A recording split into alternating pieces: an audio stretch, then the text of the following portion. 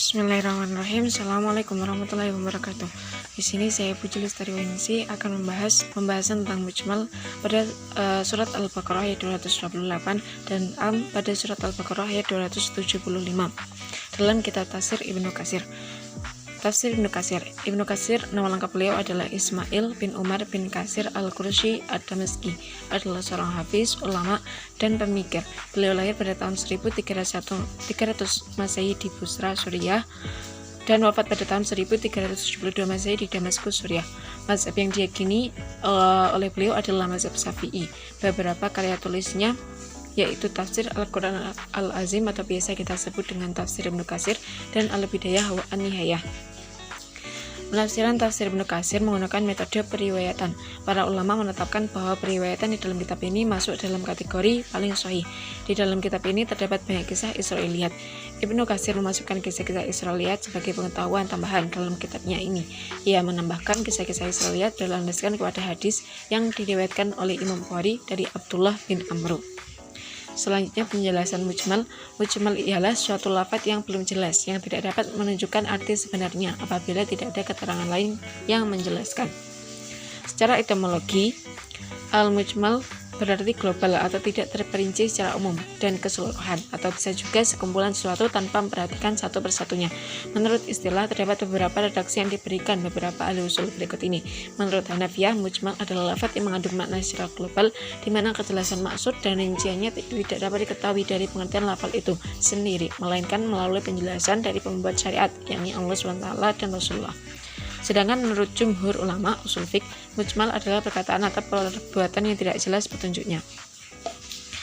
Pada Quran surat Al-Baqarah ayat 228 yang berbunyi Bismillahirrahmanirrahim, wal mutallaqatu yatarabbasna bi anfusihinna thalathata quru wa la yahillu lahunna ayatumna ma khalaqallahu fi arhamihinna in kunna yu'minna billahi wal yawmil akhir wa maulatuhunna aqum biratihinna fi dzalika in aradu islaha wa lahunna mislu alladhi 'alaihinna bil ma'ruf wa lirijali 'alaihinna darajah wallahu azizun hakim. Penjelasan di sini Ibnu Katsir menjelaskan bahwa terjadi ikhtilaf antara ulama salaf dan khalaf serta para imam mengenai maksud istilah quru. Terdapat dua pendapat. Pendapat yang pertama yaitu yang dimaksud dengan quru adalah masa suci. Dari Aisyah dikatakan bahwa quru artinya suci. Diriwayatkan dari Ibnu Umar bahwa dia berkata apabila suami menceraikan istrinya dan istri sudah masuk masa haid ketiga, maka istri berseri suaminya. Demikian pula sebaliknya. Pendapat ini diriwayatkan oleh Malik, Ibnu Abbas, Zaid bin Sabit, mazhab Syafi'i, Malik, Dawud, Abu Sa'ud, dan Ahmad. Pendapat ini berdasarkan kalam Allah, maka hendaklah ceraikan mereka pada waktu mereka dapat iddahnya, yakni masa sucinya. Tatkala masa suci menjadi pertimbangan dalam pelaksanaan perceraian, maka hal itu menunjukkan kepada masa suci sebagai salah satu quru yang diperintahkan untuk dipakai menunggu. Oleh karena itu mereka mengatakan bahwa masa iddah yang dicerai itu habis terbatas dari suaminya dengan berhentinya masa haid yang ketiga. Pendapat yang kedua yang dimaksud dengan quru ialah masa haid. Iddah belum habis jika istri belum suci dari haid ketiga. Pendapat ini diriwayatkan oleh Khalifah 4 yakni Abu Bakar, Umar, Utsman, dan Ali, para pembesar tabi'in, mazhab Hanafi, dan mazhab Tsauri. Pendapat ini diambil berdasarkan hadis Rasulullah berkata kepada Fatimah, tinggalkanlah sholatmu ketika kamu berada pada masa quru. Al-Munsir mengatakan bahwa dalam hadis itu ada sanad bernama Abu Hatim yang majhul dan tidak terkenal.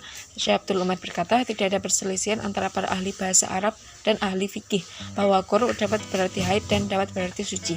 Sesungguhnya para ulama hanya berbeda pandangan dalam maksud ayat yang terbagi dalam dua pendapat itu. Ibnu Hibban As-Siqat. Selanjutnya pembahasan tentang am. Am menurut bahasa ialah cakupan satu baik lafaz atau selainnya, sedangkan menurut istilah ialah lafaz yang menunjukkan pada jumlah yang banyak dan satuan yang termasuk dalam pengertiannya dalam satu makna yang berlaku. Bentuk-bentuk am ada 7.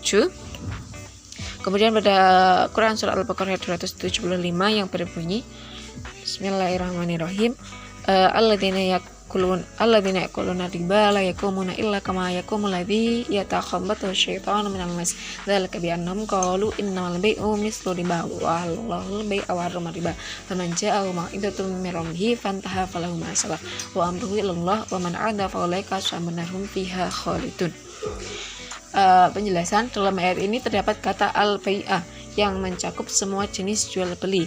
Ibnu Katsir menjelaskan dalam kitabnya yang pertama, yaitu orang yang memakan riba bangkit dari kubur seperti bangkitnya orang gila saat mengamuk. Diriwayatkan oleh Abi Hatim, Ibnu Jarir, dan Ibnu Abbas.